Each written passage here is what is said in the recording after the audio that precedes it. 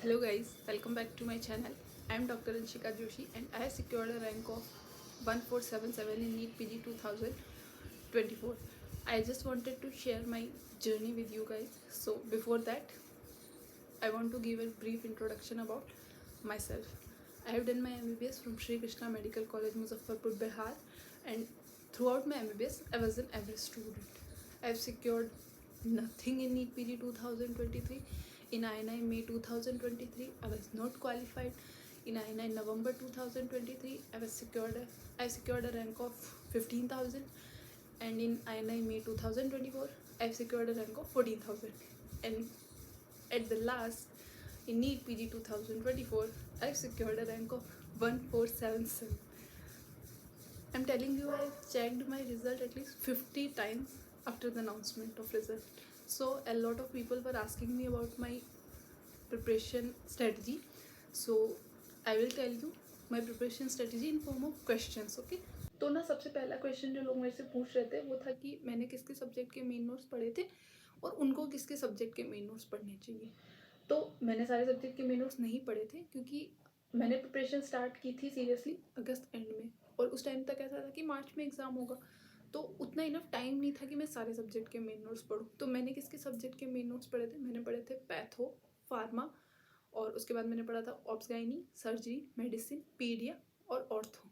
लेकिन मेरे हिसाब से आपको किसके सब्जेक्ट के मेन नोट्स पढ़ने चाहिए, आपको पढ़ने चाहिए पैथो, फार्मा, माइक्रो और FMT, PSM, obs gynae, medicine, surgery और पीडिया।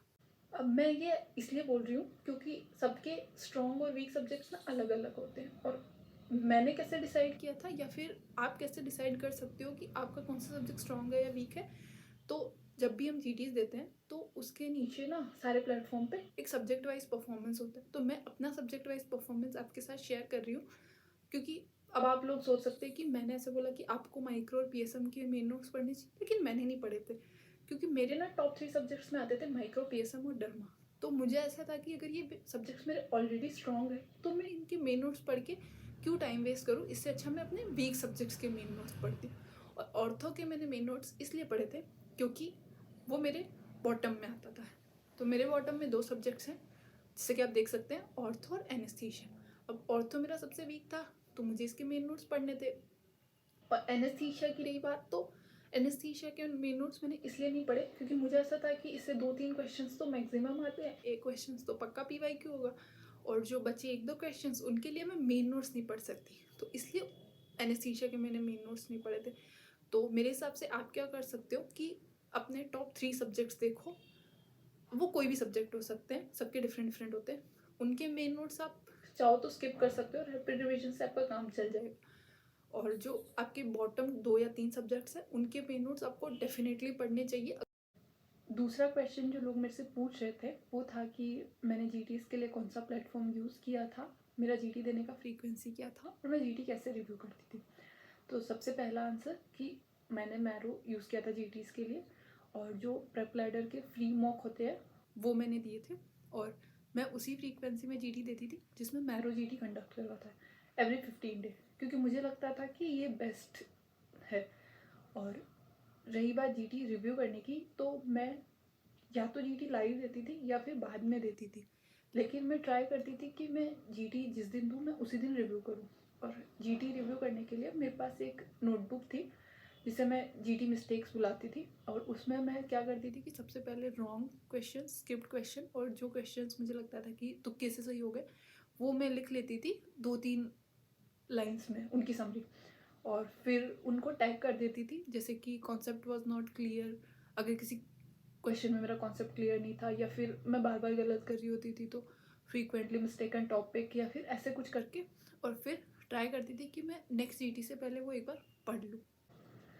तो इससे क्या हुआ ना कि मेरे पास एंड तक एक अच्छी खासी नोटबुक हो गई थी जिसमें मेरे जीटी की सारी मिस्टेक्स थी, और उस पर मेरे को पता था कि ना किस क्वेश्चन में मेरा कॉन्सेप्ट क्लियर नहीं था इसलिए मेरा गलत हुआ या स्किप किया मैंने, और कौन सा टॉपिक है जो मैं बार बार पढ़ने के बाद भी गलत कर रही हूँ।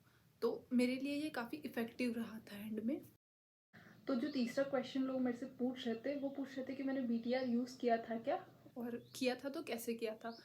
तो मैंने ना BTR यूज़ किया था, लेकिन मेरे को बहुत लेट रियलाइज़ हुआ था कि मेरे को BTR यूज़ करना चाहिए, और जब तक मुझे रियलाइज़ हुआ था तब तक ऑलमोस्ट मार्च हो चुका था। तो मैंने लिया था, लेकिन मैंने बहुत कम चीज़ें देखी है उसमें। मैंने उसमें देखा है मेगा BTR सेशंस, छोटी कॉपी सीरीज़ और कुछ कंपाइल्ड मॉड्यूल्स देखे, और मैंने BTR ENT 2.0 देखा है क्योंकि वो नीट के लिए था, और मैंने सिर्फ ENT के वीडियोस देखे थे। और अगर आप मेरे से पूछोगे कि आपको BTR यूज़ करना चाहिए क्या, तो डेफिनेटली आपको BTR यूज़ करना चाहिए। हाँ, BTR आपका मेन सोर्स नहीं होना चाहिए, लेकिन BTR आपको पढ़ना ज़रूर चाहिए, क्योंकि मैम ने बहुत ही क्रिस्प और कंसाइज्ड वे में पढ़ाया हुआ है। और जो सबसे बेस्ट चीज़ लगता है मेरे को BTR का, वो लगता है इंटीग्रेटेड सिस्टम्स। क्योंकि पहले मैं जब कभी सोचती थी कि मेरे को फिजियो, फार्मा, पैथो और मेडिसिन इंटीग्रेटेड मैनर में पढ़नी चाहिए, तो मेरे पास कोई कंटेंट अवेलेबल नहीं था, तो मैंने खुद से कंटेंट बनाया था। लेकिन जब मैंने BTR देखा और मैंने देखा कि मैम ने कितने अच्छे तरीके से इंटीग्रेटेड पढ़ा रखा है, तो मैं मैम की फ़ैन हो गई थी। तो इसलिए आप लोगों को BTR देखना चाहिए।